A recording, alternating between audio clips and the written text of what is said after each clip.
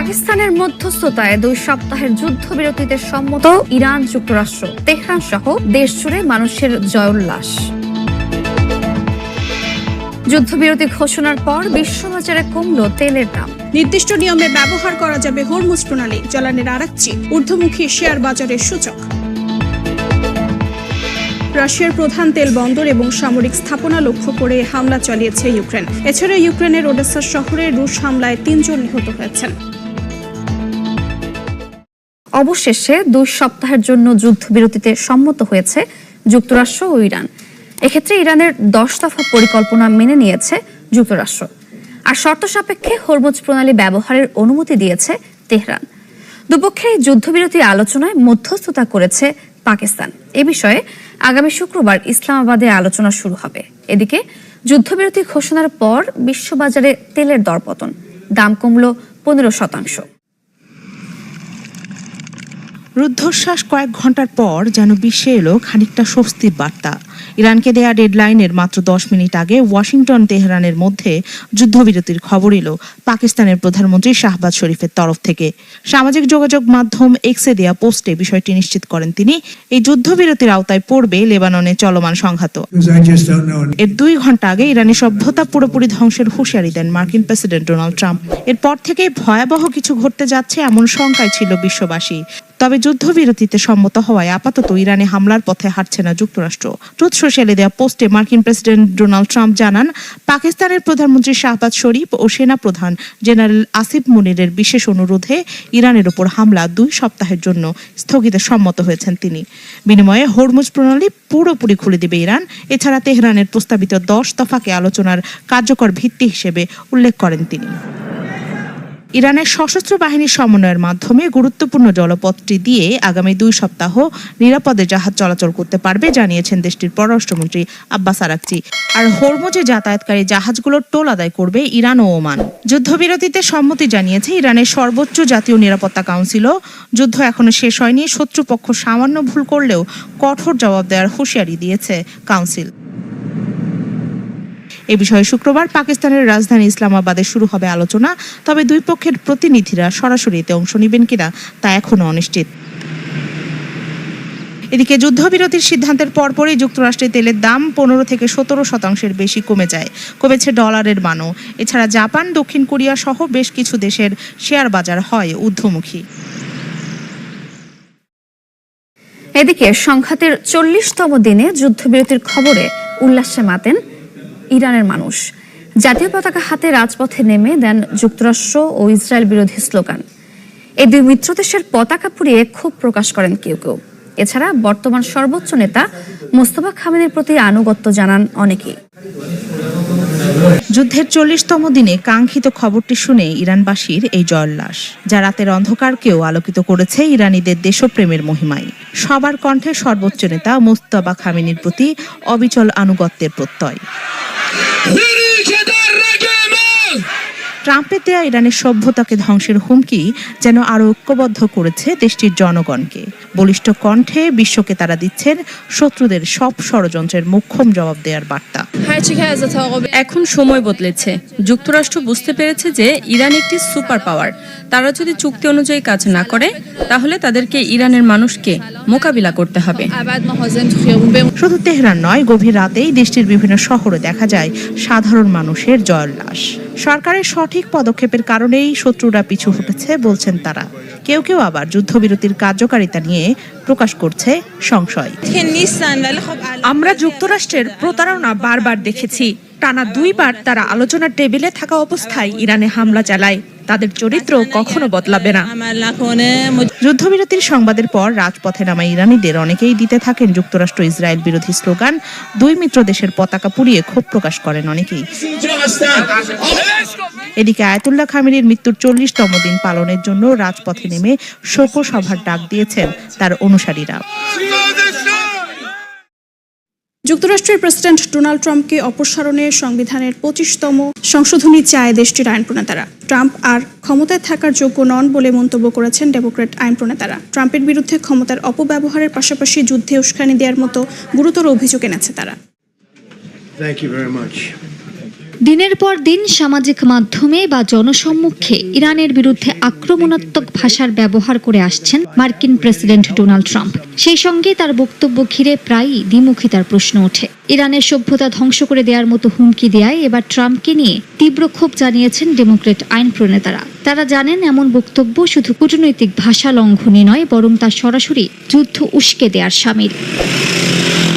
Democrat আইন প্রণেতারা অভিযোগ করছেন ট্রাম্পের আচরণ এখন আর স্থিতিশীল নেতৃত্বের মধ্যে নেই। ইলহান ওমর তাকে অসংযত ও বিপজ্জনক বলে আখ্যা দিয়েছেন। মার্ক পোকান জানিয়েছেন এমন একজন নেতার হাতে পারমাণবিক শক্তি ব্যবহারের সিদ্ধান্ত থাকা নিরাপদ নয়। তাদের মতে ট্রাম্পের সিদ্ধান্ত ও ভাষা দুটিই এখন রাষ্ট্র পরিচালনার জন্য ঝুঁকিপূর্ণ হয়ে উঠেছে। এই প্রেক্ষাপটে 25তম সংশোধনী প্রয়োগের দাবি উঠছে। এই সংশোধনী অনুযায়ী প্রেসিডেন্ট দায়িত্ব পালনে অক্ষম হলে ক্ষমতা হস্তান্তরের ব্যবস্থা আছে। সারা ম্যাকব্রাইট ট্রাম্পের বক্তব্যকে মানবতার জন্য বিপজ্জনক আখ্যা দিয়ে বলেন, আইনের আওতায় জবাবদিহি নিশ্চিত করা জরুরি। বিশ্লেষকদের মতে প্রশ্নটা এখন শুধু মন্তব্য নয়, বরং নেতৃত্বের সক্ষমতা ও মানসিক স্থিতি নিয়ে। বারবার উস্কানিমূলক বক্তব্য, যুদ্ধের হুমকি এবং আন্তর্জাতিক উত্তেজনা বাড়ানোর অভিযোগ সব মিলিয়ে ট্রাম্প আদৌ প্রেসিডেন্ট পদে থাকার যোগ্য কিনা সেটাই এখন ওয়াশিংটনের রাজনীতির কেন্দ্রে উঠে এসেছে। ইরানের পাশে আবারও শক্তভাবে দাঁড়ালো চীন ও রাশিয়া। হরমুজ প্রণালী খুলে দিতে জাতিসংঘের নিরাপত্তা পরিষদে উত্থাপিত প্রস্তাবের বিরোধিতা করেছে এই দুই পরাশক্তি। এমন পদক্ষেপের জন্য বেইজিং ও মস্কোর প্রতি কৃতজ্ঞতা জানিয়েছে জাতিসংঘে নিযুক্ত ইরানের প্রতিনিধি। অন্যদিকে তীব্র নিন্দা জানিয়েছেন মার্কিন প্রতিনিধি। কঠিন সময়ে মিত্র চীন ও রাশিয়াকে পাশে পেয়েছে ইরান। সম্প্রতি জাতিসংঘের নিরাপত্তা পরিষদে আবারও বন্ধুত্বের প্রমাণ দিল এই দুই পরাশক্তি। হরমুজ প্রণালী খুলে দেওয়ার জন্য জাতিসংঘের নিরাপত্তা পরিষদে একটি খসড়া প্রস্তাব উত্থাপন করে বাহরাইন। কয়েক সপ্তাহের আলোচনার পর খসড়া প্রস্তাবটি শিথিল করা হয়। শুরুতে সামরিক শক্তি প্রয়োগের বিষয় থাকলেও পরে সরিয়ে নেওয়া হয়। এরপর প্রতিরক্ষামূলক ব্যবস্থা গ্রহণের অনুমতি দেওয়ার পরিবর্তে পরিশেষে কেবল রক্ষণাত্মক প্রচেষ্টাকে জোরালোভাবে উৎসাহিত করার বিষয়টি রাখা হয়। এরপরেও এই প্রস্তাবে ভেটো দিয়েছে চীন, রাশিয়া। প্রস্তাবে নিরাপত্তা পরিষদের 11টি দেশ পক্ষে এবং 2 সদস্য দেশ পাকিস্তান ও কলম্বিয়া ভোটদানে বিরত ছিল। জাতিসংঘে ইরানের রাষ্ট্রদূত আমির সাইদ ইরাবানি চীন ও রাশিয়ার ভেটোকে স্বাগত জানিয়ে বলেন, চীন রাশিয়ার এই পদক্ষেপ নিরাপত্তা পরিষদকে আগ্রাসন বৈধতা দেয়া থেকে ঠেকিয়েছে। আজকের এই পদক্ষেপ নিরাপত্তা পরিষদকে আগ্রাসনের বৈধতা দেওয়ার অপবাদ থেকে রক্ষা করেছে। প্রকৃতপক্ষে রাশিয়া ও চীন নিশ্চিত করেছে যে নিরাপত্তা পরিষদকে এই ধরনের উদ্দেশ্যে ব্যবহার করা যাবে না। অন্যদিকে জাতিসংঘে মার্কিন রাষ্ট্রদূত মাইক ওয়ার্ডস চীন ও রাশিয়ার ভেটোর তীব্র সমালোচনা করেছেন। তার অভিযোগ, ইরান হরমুজ প্রণালী বন্ধ করে মানবিক সহায়তা, বিশেষ করে কঙ্গো, সুদান ও গাজায় প্রয়োজনীয় চিকিৎসা ও সরবরাহ পৌঁছানো ব্যাহত করছে। ইরান আন্তর্জাতিক শান্তি ও নিরাপত্তার জন্য একটি সরাসরি হুমকি। নিজেদের দুষ্কর্মের জন্য তারাই দায়ী এবং এর পরিণতির দায়ও একমাত্র তাদেরই। বিশ্লেষকদের মতে ইরান, চীন ও রাশিয়া এই ত্রয়ীর মধ্যে কৌশলগত সমন্বয় এখন আরো দৃশ্যমান হচ্ছে, যেখানে পশ্চিমা প্রভাব মোকাবিলায় পারস্পরিক সমর্থন বাড়ছে। ইরান যুদ্ধে যুক্তরাষ্ট্রের সংশ্লিষ্টতা তাইওয়ানের ভবিষ্যৎ নিয়ে নতুন করে প্রশ্ন তৈরি করছে। ট্রাম্প প্রশাসনের মনোযোগ মধ্যপ্রাচ্যের দিকে সরে যাওয়ায় দ্বীপটির বিরোধী দল চীনের সঙ্গে আলোচনার পথে হাঁটছে।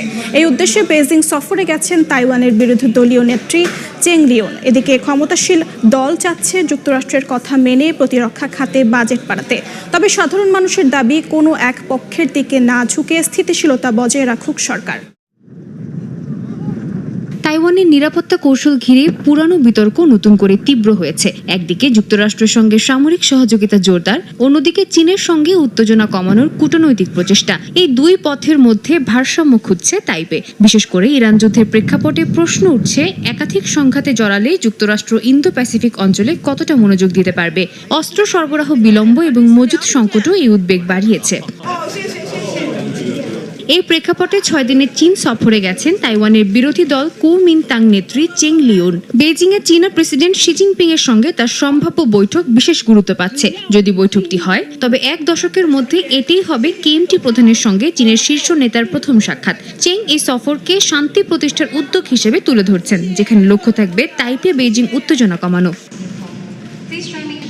একই সময়ে যুক্তরাষ্ট্রও তাইওয়ানের ওপর চাপ বাড়াচ্ছে প্রতিরক্ষা ব্যয় বাড়াতে। মার্কিন সিনেটরদের একটি দল তাইপে সফর করে প্রেসিডেন্ট লাই চিং-তে $40 বিলিয়ন প্রতিরক্ষা পরিকল্পনা অনুমোদনের আহ্বান জানিয়েছেন। তাদের মতে শক্তিশালী প্রতিরক্ষা সক্ষমতায় শান্তি নিশ্চিত করতে পারে। তবে বিরোধী দল প্রশ্ন তুলছে, আগে অর্ডার করা অস্ত্র সরবরাহ না হলে নতুন ব্যয়ের যৌক্তিকতা আদৌ কতটুকু? ফলে অভ্যন্তরীণ রাজনীতিতেও বিভক্তি ক্রমেই স্পষ্ট হয়ে উঠছে। চীনও সামরিক ও রাজনৈতিক চাপ অব্যাহত রেখেছে। প্রায় প্রতিদিনই তাইওয়ানের আশপাশে যুদ্ধ জাহাজ ও যুদ্ধ বিমান মোতায়েন করছে বেইজিং। একই সঙ্গে তথ্য যুদ্ধ ও রাজনৈতিক প্রভাব বিস্তারের চেষ্টার অভিযোগও রয়েছে। তবে তাইওয়ানের জনগণের বড় অংশই স্থিতিশীলতা বজায় রাখতে চায় না পুরোপুরি যুক্তরাষ্ট্র নির্ভরতা, না চীনের সঙ্গে একীভূতকরণ। এই বাস্তবতায় কেমটি বলছে সংঘাত এড়াতে সংলাপই একমাত্র পথ, আর ক্ষমতাসীন দল জোর দিচ্ছে প্রতিরোধ ক্ষমতা বাড়ানোর ওপর। ইরান ইস্যুতে দূরত্ব রাখছে উত্তর কোরিয়া। কৌশলগতভাবে নতুন বার্তা পিয়ংইয়ংয়ের। যুক্তরাষ্ট্রের সঙ্গে ভবিষ্যৎ সংলাপের পথ খুলতেই অস্ত্র সহায়তা থেকে বিরত থাকার ইঙ্গিত। এদিকে ক্ষমতার উত্তরাধিকার নিয়েও শুরু হয়েছে নতুন জল্পনা। সামনে আসছে কিম জং উনের পরিবারের নাম। দক্ষিণ কোরিয়ার গোয়েন্দা সংস্থার মূল্যায়নে বলা হয়েছে, ইরানকে ঘিরে চলমান যুদ্ধে পিয়ংইয়ং দূরত্ব বজায় রাখছে। উত্তর কোরিয়া থেকে তেহরানের কাছে অস্ত্র বা সামরিক সরঞ্জাম পাঠানোর কোনো প্রমাণ পাওয়া যায়নি বলে ধারণা দেয়া হয়েছে। এই অবস্থানকে ভবিষ্যৎ কূটনৈতিক হিসেবের অংশ হিসেবে দেখা হচ্ছে। বিশ্লেষণে বলা হচ্ছে, যুক্তরাষ্ট্রের সঙ্গে সম্পর্ক পুনরায় শুরু করার সম্ভাবনা তৈরি করতেই এই সতর্ক অবস্থান নিয়েছে পিয়ংইয়ং। যদিও তারা প্রকাশ্যে যুক্তরাষ্ট্র ইসরায়েলের হামলার সমালোচনা করেছে, তবু ইরানের বিষয়ে তাদের প্রতিক্রিয়া তুলনামূলকভাবে নরম ও সীমিত রাখা হয়েছে।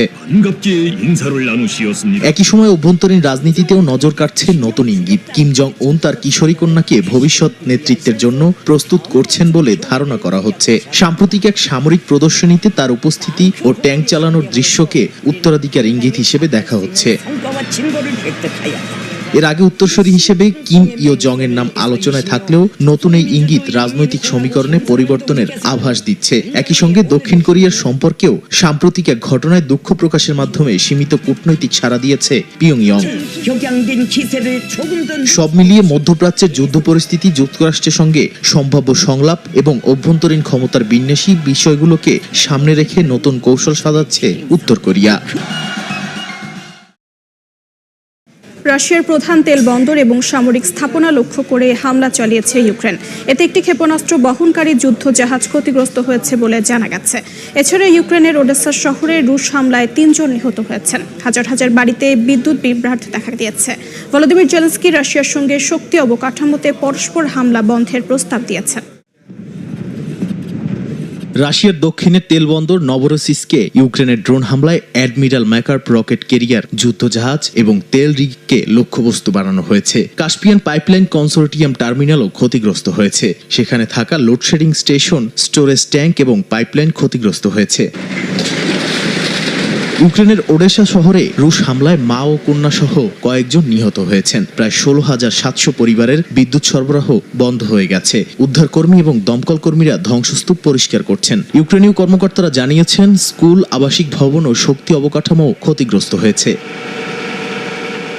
এদিকে ভলোদিমির জেলেনস্কি বলেছেন, রাশিয়া যদি তাদের শক্তি খাত লক্ষ্য করে হামলা থামায় তাহলে তারাও সমানভাবে জবাব দেবে। তিনি আরো জানান, মার্কিন মধ্যস্থতায় ইউক্রেনের প্রস্তাবনা রাশিয়ার কাছে পৌঁছে গেছে। ইউক্রেন নিরাপত্তা গ্যারান্টি, স্থায়ী শান্তি এবং যুদ্ধ শেষ করার রাজনৈতিক ও আইনি ভিত্তি তৈরি করতে কাজ করছে। অন্যদিকে রাশিয়া বলছে, বাল্টিক দেশগুলো যদি ইউক্রেনীয় ড্রোনের জন্য আকাশপথ ব্যবহার করতে দেয় তবে কঠোর প্রতিক্রিয়া জানানো হবে। লাটভিয়া, লিথুয়ানিয়া ও এস্তোনিয়াকে এর মধ্যেই সতর্ক করা হয়েছে। ইসরায়েলি হামলায় গাজায় অন্তত 12 জন ফিলিস্তিনি নিহত হয়েছেন। আহত হয়েছেন আরো বেশ কয়েকজন। আল মাখাজি এবং শেখ রাদওয়ান এলাকায় বেসামরিক লক্ষ্যবস্তুতে বিমান ও ড্রোন হামলা অব্যাহত রেখেছে দখলদার বাহিনী। এর মধ্যেই চলছে হামাস ও ইসরায়েলের মধ্যে শান্তি চুক্তি লঙ্ঘনের পাল্টাপাল্টি অভিযোগ। গাজা উপত্যকার বিভিন্ন এলাকায় স্থানীয় সময় সোমবার ইসরায়েলি সেনাদের হামলায় বেশ কয়েকজন ফিলিস্তিনি হতাহত হয়েছেন। আল কারারা, খান ইউনিস এবং শেখ রাদওয়ান এলাকায় ইসরায়েলি বাহিনী বেসামরিক যান ও ভিড় লক্ষ্য করে হামলা চালায়। এতে শিশু ও নারী সহ অনেকেই আহত হন। শেখ রাদওয়ান ও আল মাঘাজি অঞ্চলে ইসরায়েলি বাহিনী বেশ কয়েকটি ক্ষেপণাস্ত্র নিক্ষেপ করে। আল মাঘাজি শরণার্থী শিবিরের কাছে স্কুল সহ অন্যান্য ঘনবসতিপূর্ণ এলাকায় আঘাত হানে। আগে নিরাপদ অঞ্চল হিসেবে চিহ্নিত ছিল এই জায়গা। স্থানীয়রা জানান, সেখানকার বাসিন্দারা নিজেদের রক্ষা করতে গিয়েও ইসরায়েলের লক্ষ্যবস্তু হতে হচ্ছে। আল আকসা মার্টার্স হাসপাতালের তথ্য অনুযায়ী আহতদের মধ্যে কয়েকজনের অবস্থা গুরুতর। হাসপাতাল ও স্বাস্থ্যকর্মীরা ক্ষতিগ্রস্তদের উদ্ধার ও চিকিৎসায় ব্যস্ত। বিশ্ব স্বাস্থ্য সংস্থার এক কর্মীও ইসরায়েলি সেনাদের আক্রমণে নিহত হন। অক্টোবর থেকে কার্যকর শান্তি চুক্তি সত্ত্বেও ইসরায়েলি হামলা অব্যাহত রয়েছে। হামাস ও ইসরায়েলের মধ্যে শান্তি চুক্তি লঙ্ঘনের অভিযোগ বিনিময় চলছে। হামাস দাবি করেছে তাদের অস্ত্র হস্তান্তর না হওয়া পর্যন্ত শান্তি প্রক্রিয়ায় বাধা আসছে। 2 বছরের হামলায় 72,000 ফিলিস্তিনি নিহত ও 1,72,000 আহত হয়েছেন। অবকাঠামোর 90% এরই মধ্যে ধ্বংস হয়ে গেছে।